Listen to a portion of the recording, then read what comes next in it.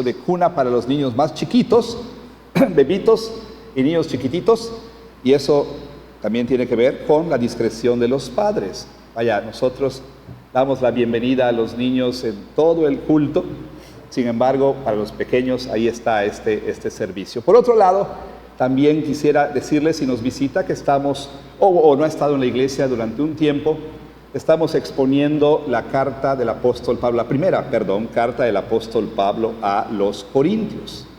Estamos en el capítulo 4 y el día de hoy vamos a enfocarnos en los versículos 17 hasta el 21.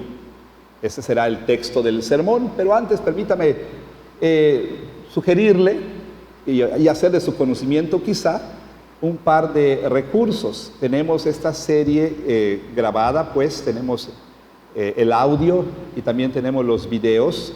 El audio lo encuentra en nuestra página web y los videos usted puede encontrar, normalmente está ahí el sermón de la semana y si no en el canal de YouTube de la iglesia. Si usted no ha tenido la oportunidad de escuchar los sermones anteriores, ahí hay un recurso que usted puede usar. Y otro recurso que ponemos a su consideración es un podcast que llamamos Sobremesa, donde nuestra hermana Dina de León y su servidor interactuamos con el sermón que se ha predicado, contestando preguntas de ustedes o ahondando más en algunos puntos del sermón. Así que le invitamos a hacer uso de esos recursos. Como dije entonces, por favor, abra la Biblia en 1 Corintios capítulo 4, versículos 17 hasta el 21. Vamos a llevar a su conclusión el capítulo 4 de esta carta, aunque por supuesto pudiéramos todavía extender más la exposición de esta sección de la carta, pero tenemos que movernos hacia adelante. Entonces el texto del sermón para el día de hoy es 1 Corintios capítulo 4 del 17 hasta el 21. Por favor, vamos a orar, vamos a rogar que el Espíritu Santo ilumine nuestra mente, nuestro corazón para recibir la palabra de nuestro Señor. Oremos.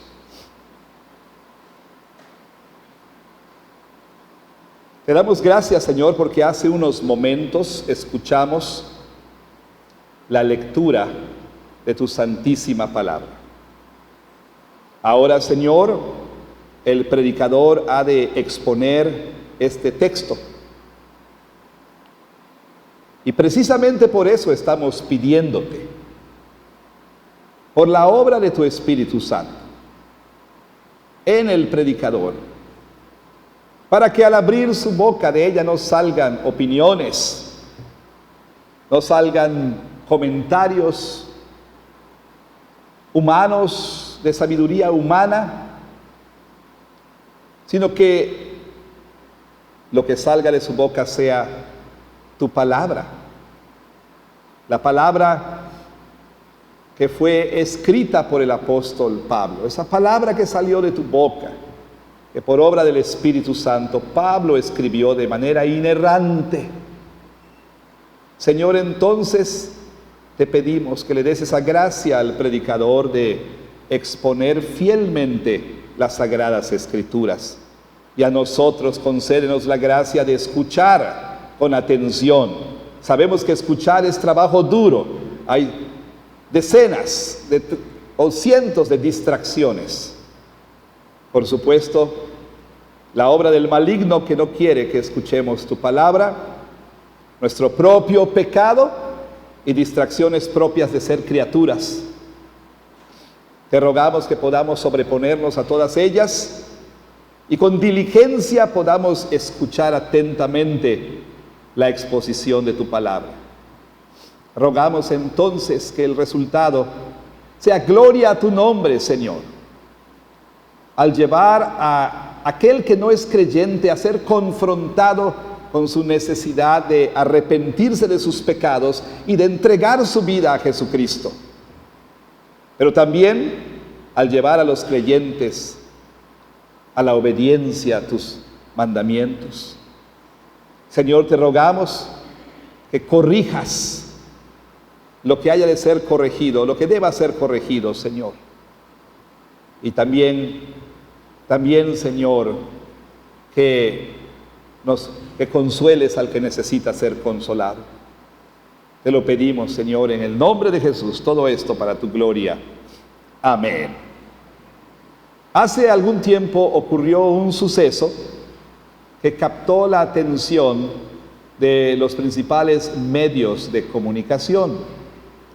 Me refiero a lo que ocurrió en Baltimore, en los Estados Unidos, como decía, hace algún tiempo. A raíz del funeral de un hombre llamado Freddie Gray, un hombre joven afroamericano, quien murió como consecuencia de lo que se estimó fue brutalidad policíaca, quien murió después de que su cuello fue fracturado mientras que estaba en la custodia de la policía. Entonces, a raíz de su muerte y del funeral, las calles de Baltimore eruptaron con protestas masivas, a menudo violentas. Y por supuesto, estas protestas masivas, violentas, como era de esperarse, resultaron en lesiones, algunas de estas serias, tanto en los policías como también entre aquellos que estaban protestando. Sin mencionar, por supuesto, el daño extenso producido por el vandalismo. Quizá algunos, quizá ninguno, no lo sé, alguna vez vieron el video que se hizo viral con respecto a algo que sucedió en estas protestas en Baltimore. Un video viral de una madre preocupada a la cual se le ve persiguiendo, sujetando, abofeteando a su hijo adolescente en un esfuerzo para evitar que él se uniera a estos actos violentos. Bueno, este acto captó, por supuesto, la atención no solamente de las redes sociales, pero también de algunos periódicos de renombre, algunos medios de renombre, como el New York Post, quien en su edición, en ese tiempo, el día siguiente, en la página frontal puso este encabezado: olviden la Guardia Nacional, manden a las mamás. Olviden la Guardia Nacional, manden a las mamás. Bueno, sin importar dónde esté usted con respecto a los asuntos políticos que circundan este tipo de situaciones, este no es el asunto el día de hoy. Por supuesto, el racismo es de condenar, la brutalidad policíaca también, o la violencia de donde venga, todo eso es condenable, pero no vamos a enfrascarnos en esos asuntos. Más bien aquí hay, me parece, algo que es digno de tomarse en cuenta. ¿A qué me refiero? A que el amor en ocasiones debe ser duro. El amor en ocasiones debe ser duro. Y eso es precisamente lo que encontramos en nuestro texto el día de hoy, es decir, 1 Corintios capítulo 4, versículos 17 hasta el 21. Ahí el apóstol Pablo continúa hablando a los creyentes de la iglesia de Corinto. Pablo ha estado abordando una serie de asuntos que se habían presentado en la iglesia, los cuales llegaron a su oído, por supuesto, a través del reporte por parte de algunos en la iglesia identificados como aquellos de la casa de Cloé. Le habían reportado al apóstol Pablo de las divisiones y facciones que se habían creado en la iglesia. ¿Por qué? Porque diferentes grupos habían decidido seguir a uno o a otro líder de la iglesia. De manera entonces que rápidamente se formaron algunos partidos, algunas facciones, las cuales no solamente consideraban al líder que seguían como superior a todos los demás líderes, sino que ellos mismos se consideraban superiores a los otros en la iglesia. Pablo entonces aborda este asunto, pero lo hace en una manera más profunda, mostrándoles a ellos que ese era uno de los resultados de dejar funcionalmente el evangelio y abrazar la sabiduría del mundo. Lo que estaba sucediendo en la iglesia es que estos creyentes que habían creído en el evangelio, poco a poco fueron sustituyendo el evangelio por la enseñanza que venía de filósofos y de oradores ahí en la sociedad corintia. Es decir, habían traído los valores del mundo a la iglesia y estaban operando a partir de esos valores. Uno de los problemas que enfrentaba la iglesia era precisamente que no tenían o no sabían cómo tener una relación correcta con sus líderes, porque así como había aquellos que tendían a idolatrar a algunos líderes, había otros que rechazaban el liderazgo, que desafiaban la autoridad de sus líderes. Entonces Pablo se dispone a enseñarles acerca de las relaciones apropiadas entre los líderes y la iglesia, y les enseña cómo ellos debían considerar a sus líderes. Habla, por supuesto, a los líderes y habla a la congregación. En el pasaje anterior, la semana pasada, vimos cómo el apóstol Pablo corrige a estos cristianos. Y ahí lo hace por medio de sarcasmo. Es uno de los pasajes donde el apóstol Pablo es más sarcástico. Y entonces Pablo continúa su exhortación. Y ahora digamos que él sube un poquito la intensidad de esa exhortación, terminando finalmente por advertirles de que si ellos no hacían caso a su exhortación, él vendría esgrimiendo la vara de la corrección. La pregunta entonces es cómo estos corintios reaccionarían ante la advertencia del apóstol Pablo. Pero quizá la pregunta más pertinente para nosotros es ¿cómo reaccionamos nosotros ante la corrección? ¿Cómo reaccionamos nosotros a la disciplina? ¿Cómo reaccionamos cuando alguien nos corrige duramente? El apóstol Pablo hace un llamado a los creyentes a entender algo, a entender que la disciplina es parte de lo que significa amar verdaderamente a alguien. Para decirlo de otro modo, el amor verdadero incluye disciplina. Por lo tanto, entonces, en la iglesia debiéramos responder aceptando con humildad la corrección por parte de aquellos que Dios ha puesto sobre nosotros como nuestra autoridad.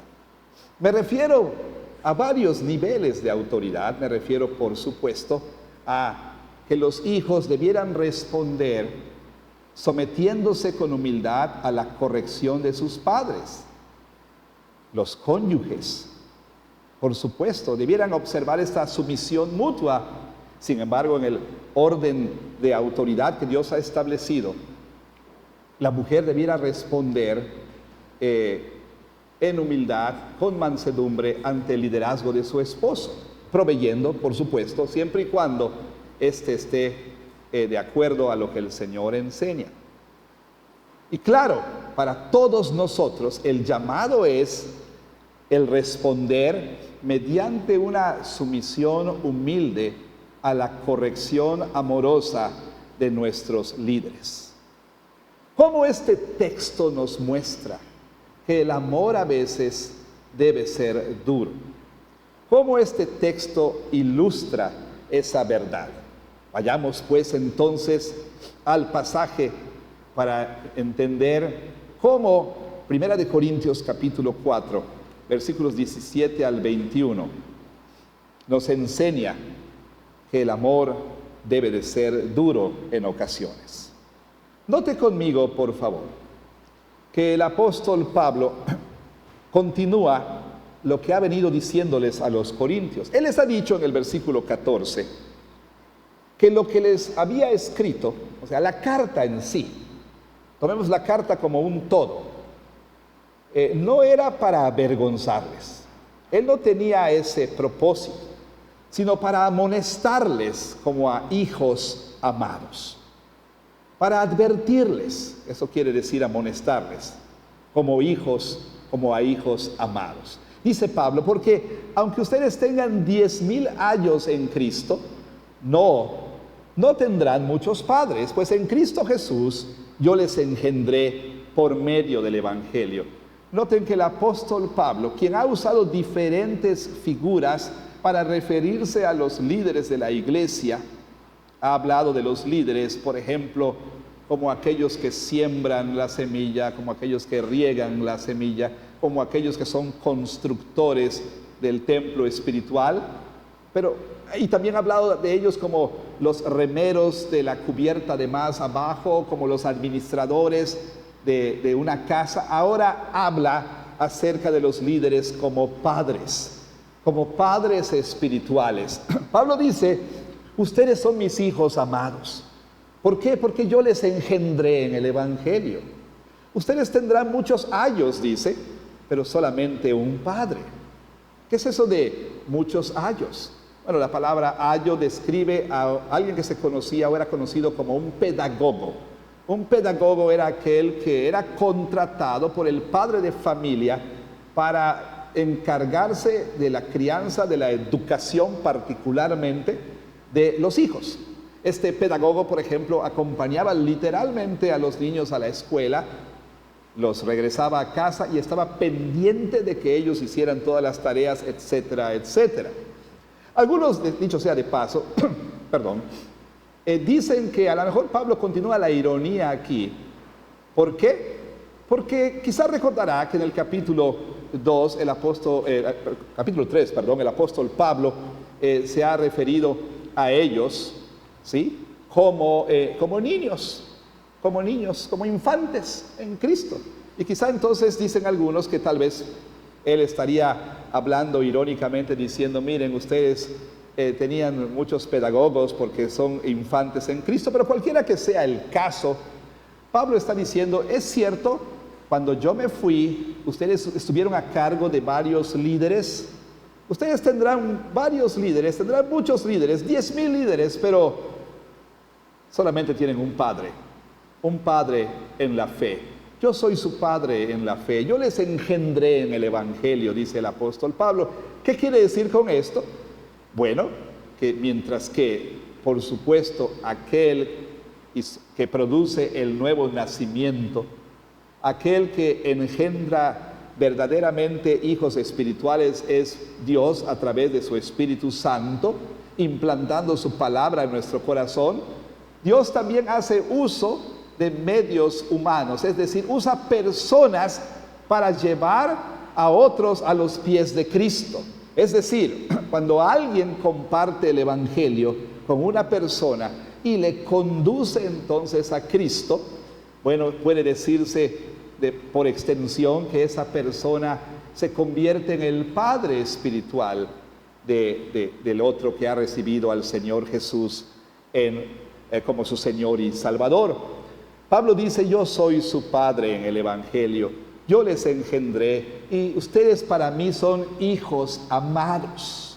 Entonces Pablo está diciendo, lo que estoy escribiendo, la corrección que estoy haciendo aquí y aún las advertencias que yo les estoy dando, todo esto surge, todo esto parte de mi amor paternal por ustedes.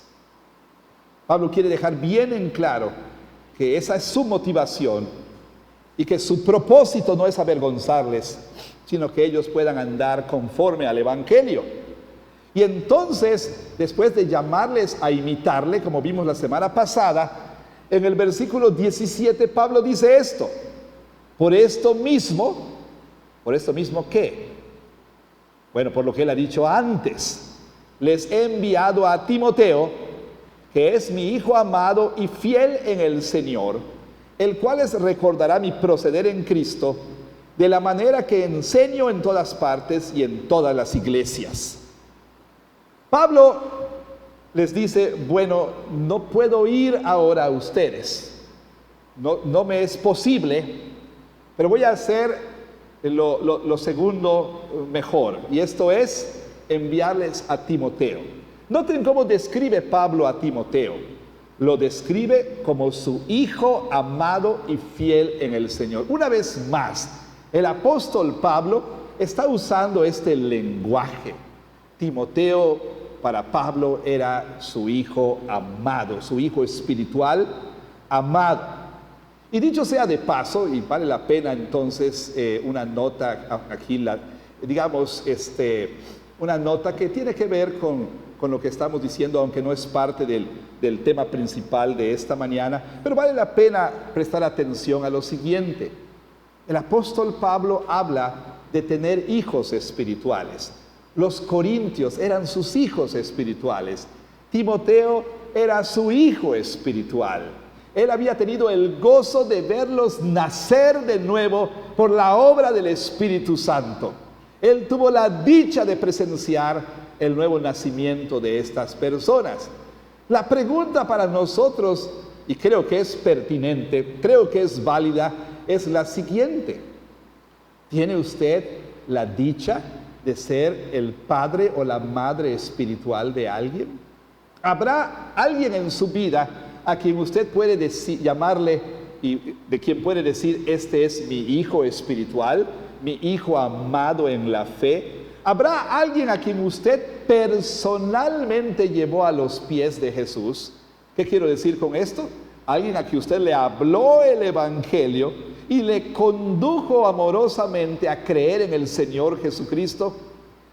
¿Ha tenido usted la dicha de presenciar el nuevo nacimiento de una persona como padre o madre espiritual? ¿Podemos nosotros decir, estos son mis hijos espirituales? Creo que vale la pena hacernos esa pregunta. Creo que es pertinente, es necesario que nos preguntemos, bueno, no soy todavía un padre o madre espiritual. ¿Por qué? ¿Por qué no he tenido esa dicha? ¿Por qué no he podido todavía experimentar lo hermoso que es conducir a alguien a los pies de Jesús? Vale la pena hacernos esa pregunta. Y por supuesto, quiera Dios que en la iglesia haya más de ustedes que puedan decir, pastor, le presento a mi hijo espiritual en la fe. ¿Sí? Pastor, aquí están estos dos hermanos en la fe. Tuve el gozo de poder hablarles de Jesús y por la gracia de Dios, ellos son creyentes en Jesucristo. Sería realmente emocionante escuchar más y más ese tipo de historias y comentarios de más y más de ustedes llamando a otros mi hijo amado en la fe. Bueno, sucede que esa es una de las maneras en las que la iglesia crece. Es decir, lo que algunos llaman el crecimiento biológico de la iglesia. La realidad es que, al menos en nuestro entorno, la iglesia no está creciendo realmente. Hay una ilusión de crecimiento. Lo que ocurre normalmente es que vaya como el viejo juego infantil quizá, que se llama Acitrón de un fandango, sango, sabaré. No sé si ha jugado usted ese juego, ¿verdad? Lo que sucede es que los miembros de una iglesia vamos a otra iglesia y los de esta iglesia van a otra iglesia y los de otra iglesia van a otra iglesia y así cada iglesia tiene la impresión de que está creciendo. ¿Estoy diciendo que es malo que de pronto haya una transferencia a otra iglesia? No, no estoy diciendo eso. El asunto es que otras maneras de crecimiento no están presentes, ¿no? Tenemos, por ejemplo, que no está creciendo la iglesia precisamente por reproducción biológica, pero tampoco está creciendo por reproducción espiritual, que es lo que quise decir realmente. Vaya, reproducción espiritual, es decir, que los creyentes estén llevando a otros a los pies de Jesús, ¿sí? Y eso es lo que debemos orar que suceda más en nuestras iglesias, ¿sí? Por supuesto, que Dios bendiga a esta y a otras iglesias con muchos niños que sean criados en el conocimiento salvador de Cristo Jesús. Y que en esta iglesia haya muchos hijos espirituales que ustedes hayan llevado a los pies de Jesús. Bueno, cerramos ese comentario para entonces continuar con el flujo de pensamiento aquí. Pablo les dice, les envío a Timoteo. ¿Con qué propósito? Él dice claramente el propósito en enviarles a Timoteo. Versículo 17, el cual les va a recordar mi proceder en Cristo, de la manera que enseño en todas partes y en todas las iglesias.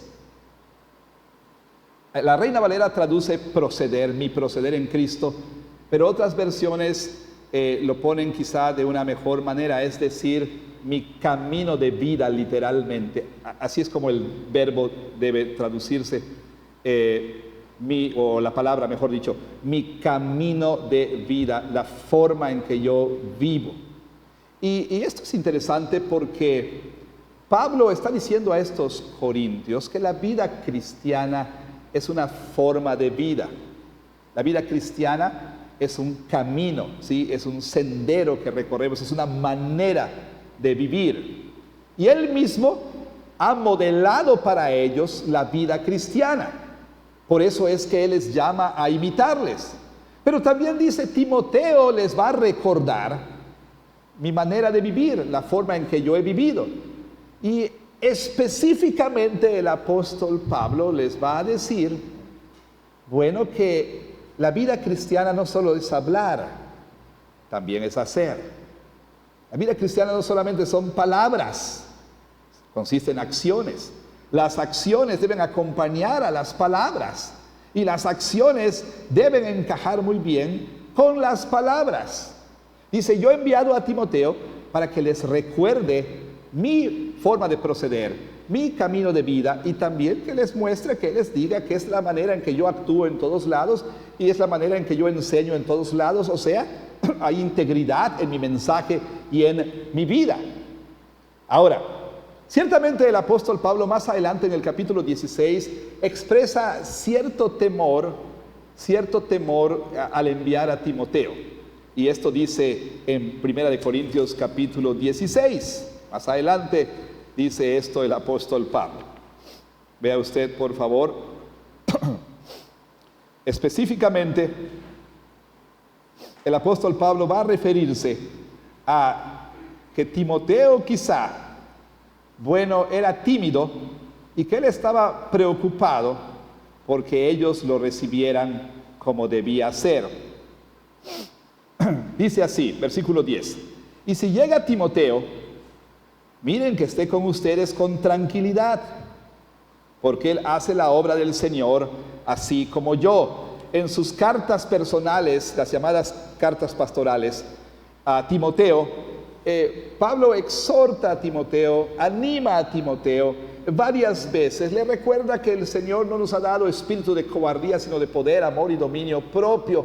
Le dice, ninguno tenga en poco tu juventud. O sea, quizá Timoteo tenía este problema de ser un tanto tímido o tal vez de no tener mucha valentía. Cualquiera que sea el caso, Pablo le dice a estos corintios, ahí se los envío, estoy enviando no a cualquier persona, estoy enviando a mi hijo amado en la fe. Por favor, vean que tenga tranquilidad. Pablo pues estaba un poco preocupado por eso. ¿Por qué? Por la situación que había en Corinto. En la iglesia había muchas personas, particularmente algunos líderes de la iglesia, que estaban henchidos de orgullo, que eran arrogantes, como veíamos la semana pasada, en parte porque les iba bien en la vida, porque tenían quizá más dinero que otros, o más educación que otros, o porque ellos, bueno, tenían un estatus social más elevado que otros, pero también estaban envanecidos y eran arrogantes porque pensaban que la sabiduría que habían importado del mundo a la iglesia era superior a lo que Pablo enseñaba. Y entonces había algunos entre ellos, particularmente líderes de la iglesia, que cuestionaban el liderazgo de Pablo, que criticaban el liderazgo de Pablo, que menospreciaban el liderazgo de Pablo y que rechazaban el liderazgo de Pablo. Entonces, precisamente Pablo dice, yo he oído todo esto. Algunas veces en broma, cuando le digo a alguien, en broma y no en broma, oye, fíjate que vi que hiciste tal cosa. Pastor, ¿cómo sabe todo? Bueno, es que como dijera Woody, los pastores vemos todo. De alguna o de otra manera nos enteramos, ¿no? Y Pablo dice, yo he oído que algunos de ustedes andan ahí muy envanecidos, ¿sí? Nótelo, versículo 18. Algunos están envanecidos, como si yo nunca hubiese de ir a ustedes. Al parecer, un comentarista dice, por ejemplo, que cuando estos corintios oyeron que Timoteo iba a venir y no Pablo, algunos reaccionaron con enojo, reaccionaron molestos.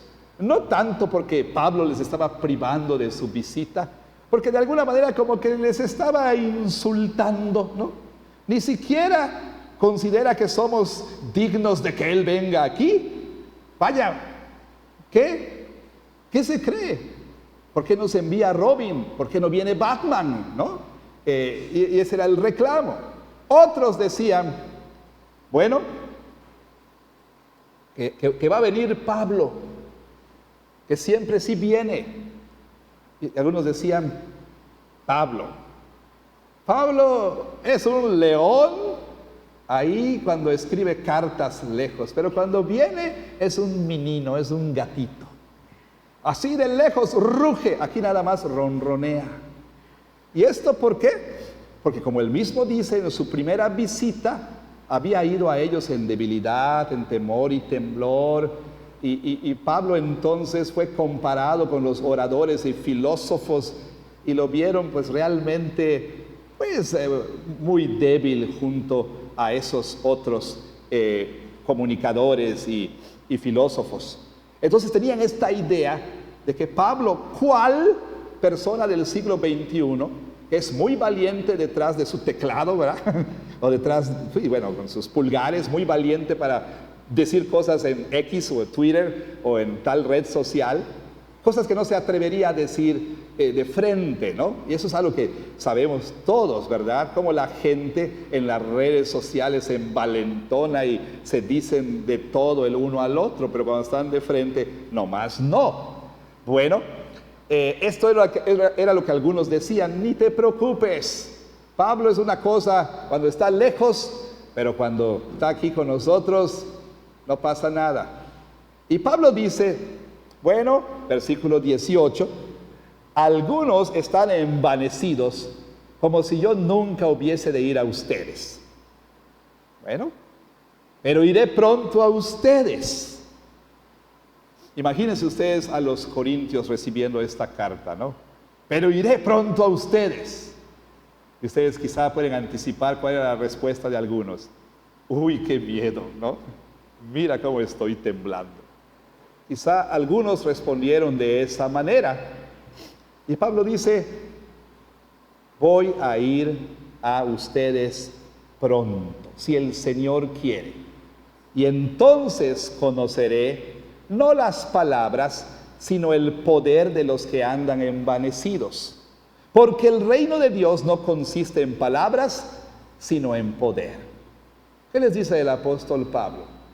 Bueno, hay algunos entre ustedes, algunos sobre todo líderes envanecidos, que son puro bla, bla, bla, palabras, que dicen tener una sabiduría superior, que dicen tener un conocimiento superior y más sofisticado. Bueno, cuando yo vaya, voy a conocer no solo las palabras, pero vamos a ver los hechos. Ustedes dicen que mi ministerio es insignificante, Yo voy a decirles una cosa. El ministerio no nada más consiste en palabras, sino en el poder del Espíritu Santo.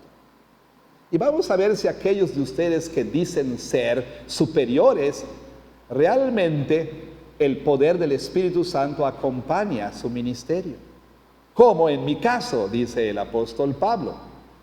Bueno, por extensión pudiéramos nosotros decir aquí, a manera de comentario también, una vez más, hermanos, la vida cristiana no es nada más un asunto de hablar y de decir.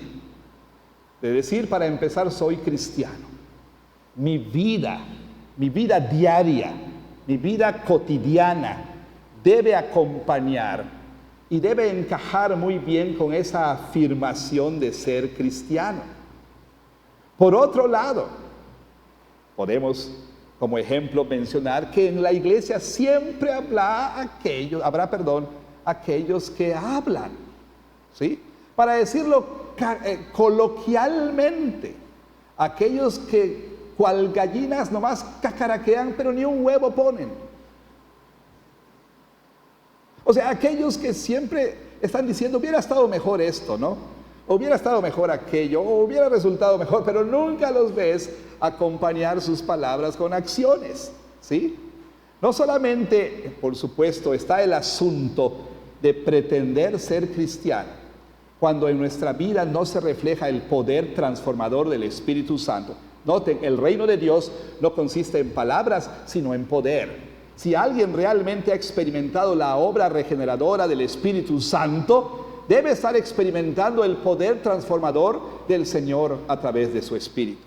Pero también está ese asunto de que a veces los que más critican al liderazgo son los que menos hacen. Los que más critican a aquellos que están involucrados son los que menos hacen. Entonces, dice Pablo, voy a ver si es cierto lo que dicen. Algunos están envanecidos, pero voy a ir a ustedes pronto. Ahora dice, aquí están las opciones. De que voy. ¿Cómo voy a ir a ustedes? Eso depende de ustedes, les dice el apóstol Pablo. Vean que dice el versículo 21. ¿Qué quieren? Les da a escoger entre dos opciones. ¿Iré a ustedes con vara o con amor y espíritu de mansedumbre? ¿Qué es lo que haría la diferencia? La respuesta de los corintios a su exhortación por carta. ¿Sí? ¿Y a qué me refiero? No solamente al asunto del divisionismo, el faccionalismo, los celos, contiendas y disputas, la adoración de líderes como si fueran rockstars, no solamente el asunto de no someterse a la autoridad de sus líderes. Pablo se está refiriendo a otras cosas que eran consecuencia de haber hecho a un lado el evangelio y haber abrazado sabiduría del mundo.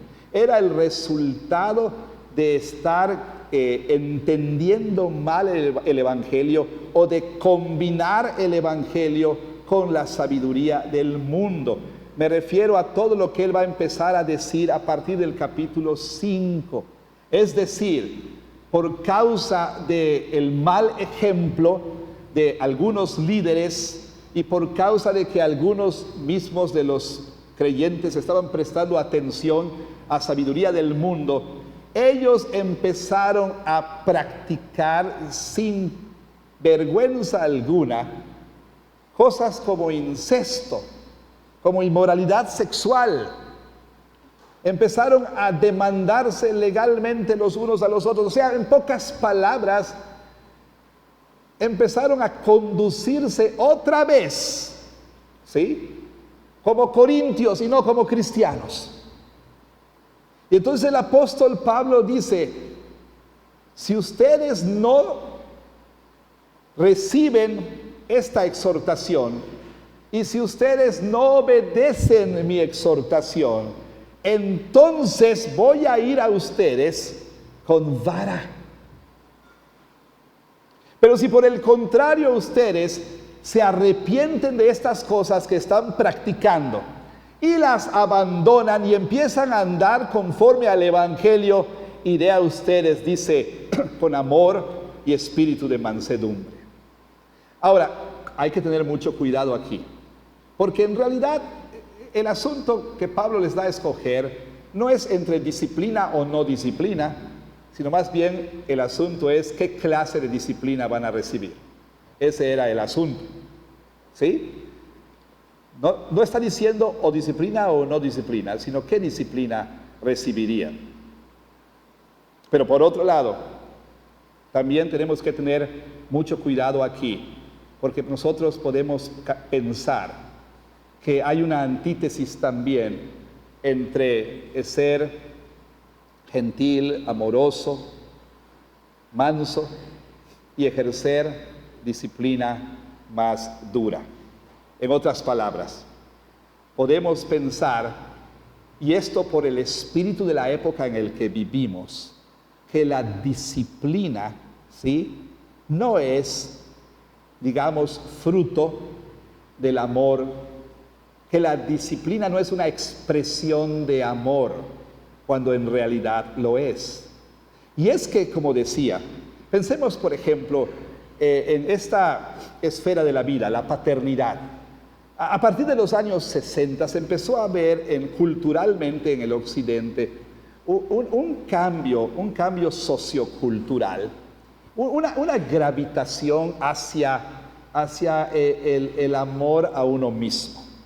Y empezó a surgir fuertemente en el campo de la psicología y en el campo de la educación, etcétera, el asunto de la autoestima, ¿sí? Y entonces una de las, digamos, de las consecuencias fue, por ejemplo, y todavía sigue siendo, cambios en el estilo de paternidad.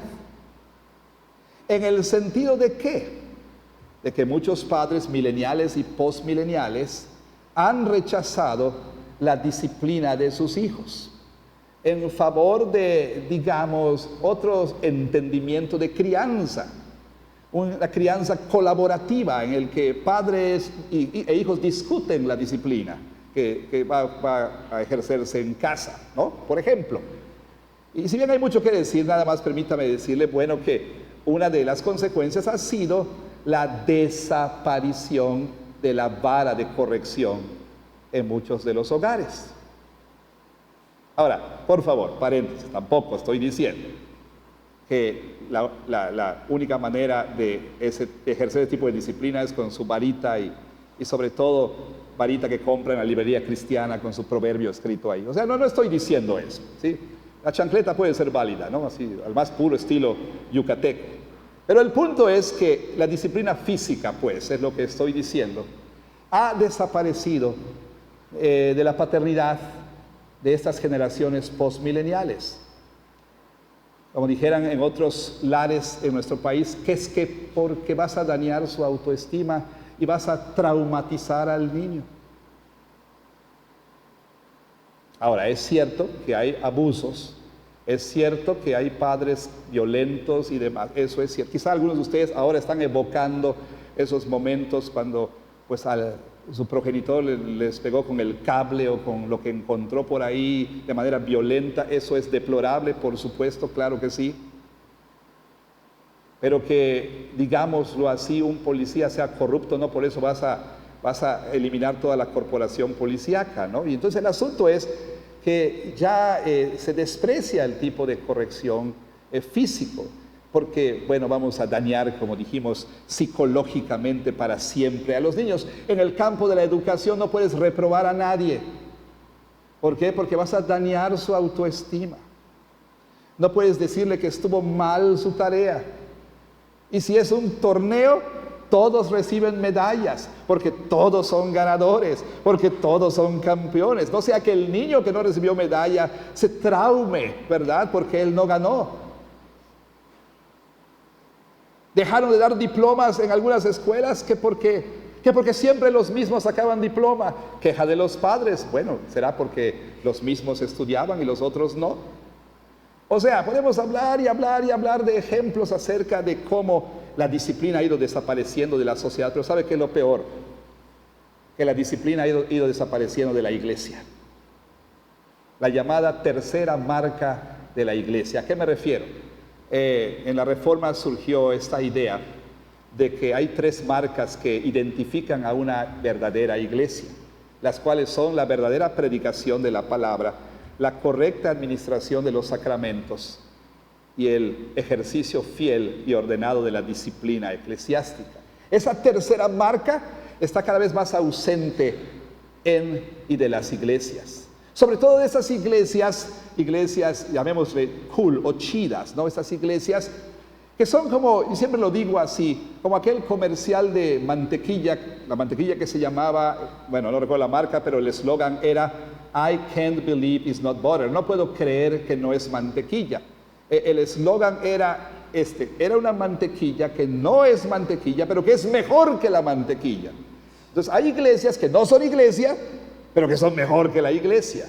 Y que tienen nombres, por ejemplo, nombres así como, de esos así como de marcas, ¿no? Así como que, no sé, no voy a decir ninguno para no, tenía yo aquí, pero mejor no. Para no, nada, ¿ok? Nombres muy relevantes, muy así como que llamativos. O sea, ya no hay aquello de nombrar una iglesia presbiteriana tal, sino comunidad transformada, o cosas así, ¿no? Y bueno, entonces muchas de estas iglesias dicen, aquí aceptamos a todos, con los brazos abiertos. No importa quién seas, no importa qué hagas, aquí serás bienvenido. Bueno, lo peligroso de eso es que es cierto, porque en esta iglesia aceptamos a todos, con los brazos abiertos, y amamos a todos, y los recibimos como están. Pero como el Señor en nuestro caso, nos ama tanto el Señor, sí, que nos acepta como somos, pero como nos ama tanto, no nos va a dejar, no nos va a dejar como somos, sino que nos va a transformar. Entonces, hay iglesias en donde ya no hay disciplina eclesiástica, donde el pecado no es corregido, donde el pecador no es corregido, donde las personas pueden seguir con su vida inmoral y no sucede nada, donde una persona puede asistir al culto con su amante y no sucede nada, alguien puede estar durmiendo con su novio y no sucede nada, en fin. Ahora, el asunto es que no solamente por parte de ciertas iglesias esto es cada vez más el caso, me refiero al liderazgo, me refiero a la constitución de esas iglesias, pero el problema también es que por el espíritu de la época y por ir absorbiendo la sabiduría del mundo, cada vez más cristianos se oponen y resisten a la disciplina eclesiástica. Y cuando entonces sus líderes les exhortan, se ofenden, se enojan. Y la respuesta más común es, en lugar de aceptar humildemente la corrección de tu líder, es, ¿y por qué no porque es hijo de aquel, porque es sobrino de tal. O sea, en lugar de recibir la corrección, empezamos a señalar, ¿por qué sí? Bueno, sí puede haber un problema con el liderazgo, debe entender que todo debe ser parejo, por supuesto. Pero el asunto es, mi punto es el principio, el no querer someterse a la corrección de la iglesia. El no querer someterse humildemente, ¿sí?, a la instrucción, exhortación, reprensión de la iglesia. Hermano, la disciplina eclesiástica es una expresión del amor de Dios hacia los creyentes. Porque como dice la palabra de Dios en Proverbios capítulo 3, citado esto por el escritor de Hebreos, porque el Señor a quien recibe por hijo, disciplina. Si se les deja sin disciplina, no son hijos, son bastardos. Entonces, lejos de creer que la disciplina de la iglesia es cualquier otra cosa menos una expresión de amor, debiéramos nosotros entonces reconocerla como tal y recibirla como tal. Una nota más. Precisamente porque el espíritu de la época invade la iglesia, cuando de pronto alguien recibe disciplina en la iglesia, hay quienes reaccionan fuertemente cuestionando y diciendo: es que en esa iglesia son muy duros. Pero ¿sabe? El amor tiene que ser duro a veces. El amor tiene que ser duro a veces. Y permita entonces ir concluyendo con lo siguiente. Para los padres, por ejemplo, esto, sobre todo los padres más jóvenes, que hemos llegado a creer que nuestro trabajo es ser amigos, cuates, panas, besties, befas de nuestros hijos. Déjeme decirle que eso es algo totalmente incorrecto. Su trabajo como padre no es caerle bien a su hijo. Su trabajo como madre no es simplemente sentarse y las dos se pintan las uñas mientras hablan de los novios. No, ese no es solamente su trabajo. Su trabajo es ser su mamá, no su amiga. Su trabajo es ser su papá, no su amigo. Y eso significa que a veces usted tendrá que tomar decisiones impopulares. La paternidad no es un concurso de popularidad. Y por otro lado, eso significa que usted tendrá que tomar decisiones duras por amor a sus hijos. A veces pensamos que dejar que hagan todo lo que ellos quieren, darles todo lo que quieren, permitirles lo que desean, es ser buenos padres. Pero es que, ¿qué hago, pastor? Me han dicho. Mi hijo, mi hija se va a molestar. Pues que se moleste. Es que lo voy a perder. Igualmente lo va a perder. Esa es la ironía. Usted piensa que por darle lo que quiere y permitirle lo que quiere, no lo va a perder. No. Lo va a terminar perdiendo. Pero lo que es peor, si usted cree que está amando a su hijo o a su hija por permitir tal cosa, tal relación, tal situación, tal manera de vestir, lo que sea, y usted no dice nada, usted ve a su hija tal vez salir de manera impropia, vestida de manera impropia, pero no le puede decir nada porque la otra se esponja, ¿verdad? Y le mal contesta. ¿Usted cree que está haciendo el negocio de su vida, permitiéndole a sus hijos que hagan lo que quieran? Usted no está amando a sus hijos. Usted no los está amando realmente. Entonces el amor tiene que ser duro a veces. El amor tiene que prohibir cosas, quitar cosas, porque sabemos que eso no es bueno para nuestros hijos. Y esto se puede aplicar a todas las áreas de la vida, pero particularmente aquí en la iglesia. El trabajo de un pastor no es caerle bien, hermano. El trabajo de un pastor es hablarle la verdad. El llamado de un anciano no es ser popular, es hablar la verdad. Y yo sé que no siempre esto es bien recibido. Lo sé por 34 años de ministerio. Lo sé. Sí, por supuesto. De manera particular puedo decir, he cometido muchos errores. Pero aún así, la palabra de Dios sigue siendo verdad. Y la Biblia dice, sométanse a sus líderes, reciban su instrucción, reciban con humildad la reprensión. Habrá un momento en que los ancianos de la iglesia tendremos que ser duros, y eso nos va a ganar la crítica de la iglesia. Pero sabe, estamos conscientes de que Dios nos ha llamado a amarles. Y amar quiere decir que a veces vamos a tomar decisiones que sean impopulares. La pregunta realmente aquí, y es cierto, los líderes podemos nosotros caer en el error de no querer disciplinar a la iglesia. Particularmente, como decía el doctor Richard Pratt, cuando pues sabes que tienes que recibir un cheque, ¿no? Cuando te pagan por ser pastor. Y decía Richard Pratt que cuando vives de tu fe, o pierdes uno o pierdes lo otro.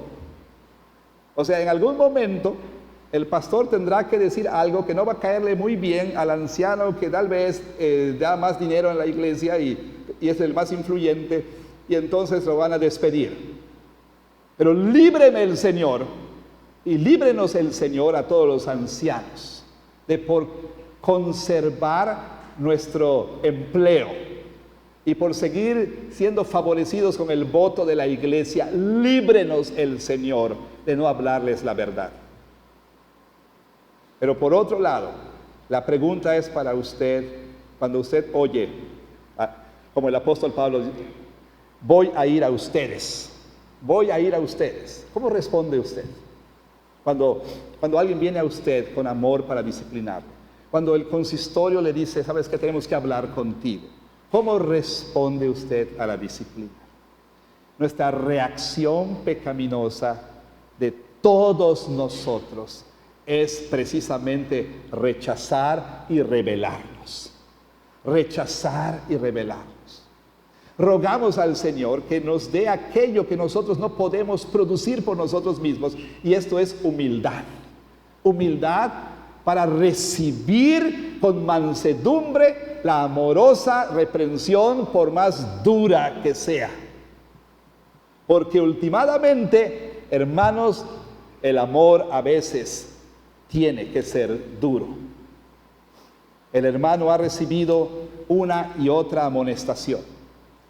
Se le ha dicho, esto no es correcto. Se le ha llamado al arrepentimiento y aún así insiste en no arrepentirse. Entonces, cuando viene la disciplina en otra forma, en una manera más dura, es cuando quizá pueda reaccionar en una manera equivocada. Hermanos, esta es la oración. Esta es nuestra oración. Que nosotros como iglesia podamos entender que amarnos verdaderamente significa exhortarnos el uno al otro. Amarnos verdaderamente significa estar dispuestos a pasar por el rato desagradable de señalar a alguien su falta con amor. Amarnos el uno al otro significa que no vamos a encubrirnos el uno al otro. Amarnos el uno al otro significa que vamos a estar dispuestos, como Jesús dice, a ir a nuestro hermano y decirle a solas, hermano, lo que estás haciendo no es correcto. La oración es que podamos entenderlo. La oración es que más padres aquí en la iglesia puedan entender que su amor tiene que ser duro a veces. No importa cuántas lágrimas su hija o hijo derrame. No importa cuánto chantaje les hagan. No importa que se mantengan firmes en la disciplina por amor a sus hijos. La oración también es que los líderes de la iglesia podamos amar lo suficiente a la gente para decirle la verdad sin importar el costo. Y la oración es que la iglesia pueda recibir con mansedumbre la corrección de sus líderes. Hermanos, esto es lo que el apóstol Pablo les dice a los corintios. El amor a veces tiene que ser duro. Dios quiera que lo creamos, Dios quiera que lo entendamos y Dios quiera que también podamos vivirlo. Que Dios bendiga su palabra.